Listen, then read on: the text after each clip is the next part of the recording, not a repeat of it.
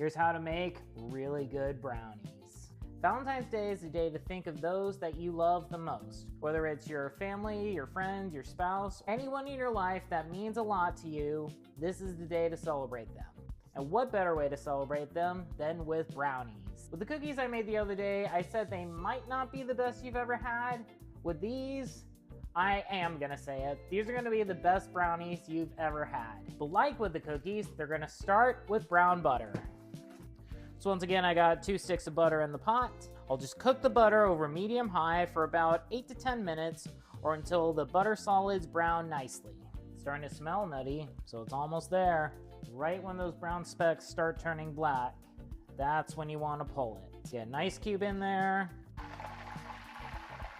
One thing I'm going to do differently is I'm going to add a tablespoon of instant espresso powder to my brown butter. So let the espresso bloom in that hot melted butter.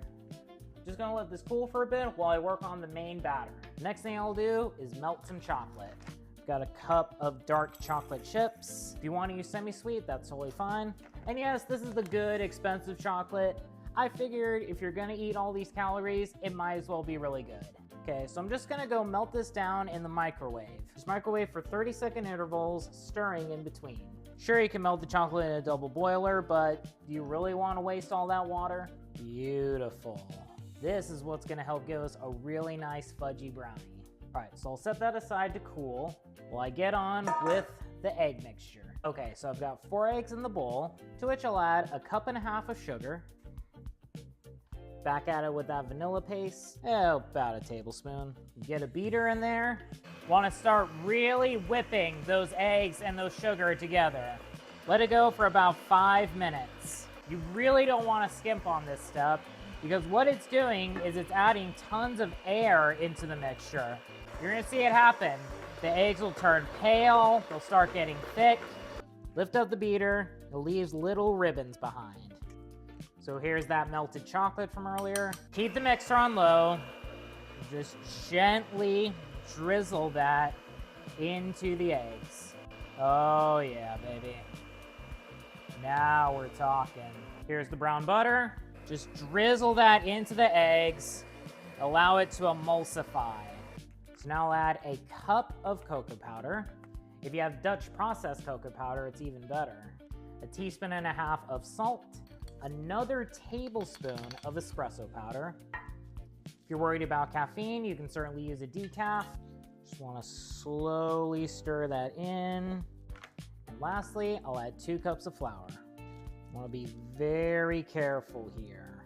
I do not want to deflate that batter and lose all that air we whipped into the eggs. So I have a few bags of chocolate chips left over from previous bakes, so I'm just gonna get those in. A bunch of dark chocolate chips, semi-sweets, some mini chocolate chips.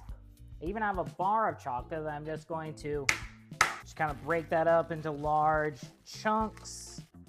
Let's face it, nothing goes better with chocolate than more chocolate. So I'll get that into my pan.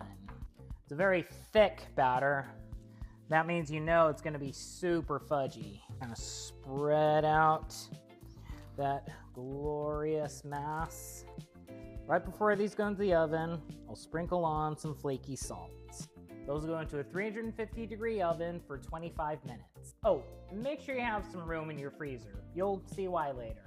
These look amazing. Here comes that little secret.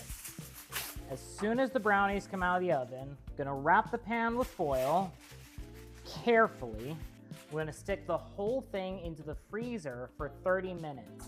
What that'll do is trap the moisture that the brownies are gonna let off through steam.